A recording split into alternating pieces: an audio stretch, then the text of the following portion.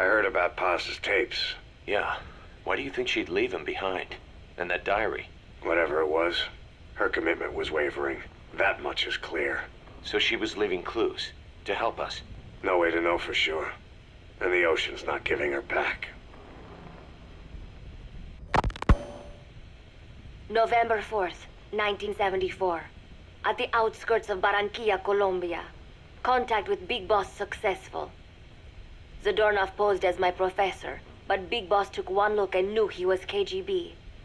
However, he does not seem to suspect me. To him, I am just a peace-loving student, and another victim of the CIA. We asked him to drive the CIA out of Costa Rica. To him, this means betraying his country. His forces are smaller than anticipated. They drift from place to place with nowhere to call home. That provided us an opportunity, so we seized it. Zadornov offered them a plant off the Costa Rican coast to use as a base. As expected, Miller jumped at the chance. Although initially reluctant, Big Boss came around when Zadornov played him the tape. All because the voice on it sounded like his mentor, the boss. Naked Snake, the man who once saved the world from the brink of nuclear war. Awarded the title of Big Boss for his service. He later became a mercenary, abandoning both his title and his country. To him, that honor was steeped in the blood of the boss, the mentor he was forced to eliminate.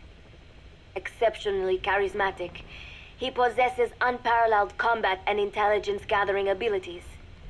His only discernible weakness is her. This operation hinges on how effectively we can exploit that. Kazuhira Miller is Big Boss's lieutenant. Half Japanese, half American. He once served in Japan's self-defense force. Though he and Snake first met as enemies, they discovered a common bond and together built their private army, with Miller directing business and administrative affairs. He comes off as shallow, but his true intent is hard to read. I must be careful. All that is clear is his infatuation with Big Boss. With East and West fighting over its control, Central America is now the most contested region on Earth. CIA Central American Station Chief Coldman has developed Peace Walker, a fully AI-automated, fail-deadly nuclear launch system with which he aims to reignite the Cold War. Snake's new objective in Costa Rica is to prevent that. Zadornov's, or should I say, the KGB's plan is to play the two sides against each other, turning the entire region red. Not one of the three parties realize they're all just pawns in Cypher's hands. Cypher watches all. Mother Base has developed rapidly since being established in the Caribbean Sea. They recruit more personnel daily, and already their mercenary services are turning a profit. Big Boss's leadership and charisma, and Miller's business acumen drive this impressive growth. Furthermore, joining forces with a faction of the FSLN has expanded their power even more. They have even commenced their own weapons development program. All is proceeding according to Cypher's will. I could not be more pleased. Snake's pursuit of Peace Walker led him to an AI modeled after the boss's thought patterns. It was incomplete, but, somewhat ironically, making contact with Snake was the necessary finishing touch. Meanwhile, the scientist behind Peace Walker's locomotive control, Huey, defected to Snake's army. His presence has greatly accelerated weapons development at Mother Base. I failed to anticipate Coldman's madness, but nuclear war was averted. However, this was only after the boss AI on board Peace Walker sank itself to the bottom of the lake, in what could be likened to suicide. The boss laid down her gun, choosing to sing for peace instead, and Snake, himself a gun, parted ways with her. In doing so, he reclaimed the title he once abandoned. He is Big Boss. Zadornov has been detained. Since this leaves my cover identity without a guardian, the Mother Base staff has taken me in. I am now better placed than ever to monitor their internal affairs. Everything continues to unfold according to plan.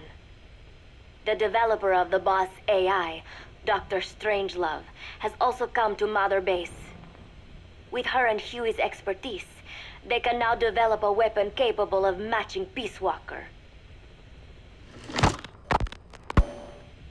Development on the bipedal weapon is now complete. They call it Metal Gear Zeke. It stands there like some sort of mystical guardian. The soldiers gaze on it with pride and reverence. Big Boss has elected to arm it with a nuclear weapon. As an army without a nation, they seem to feel the need for a deterrent against whatever the world might pit against them. It is a dangerous gambit. Why do such a thing? Their nuclear strategy differs from the Americans and the Soviet Union. The superpowers deter attack by revealing their nuclear arsenals to one another. Snake and his men know that if they were to go public with this, the whole world would unite against them. Business would dry up overnight. So they do not plan on revealing the nuke until necessary. This ace-in-the-hole approach is their idea of a nuclear strategy. Wielding a deterrent, all the while unable to reveal its existence. I wonder if Snake sees how vulnerable this makes them. Yes. Hijack Zeke? Yes, I did indicate that to be our leverage. But I cannot imagine his agreeing to that now. But did you not raise them to safeguard your governance without borders? No. I have not forgotten. Cipher Watch is all.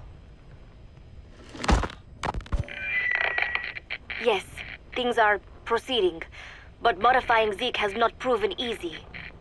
I am using Zadornov to buy some time. No, I have not forgotten what you said. However... Well, forgive me for asking, but this is you I am speaking to, isn't it, Cipher?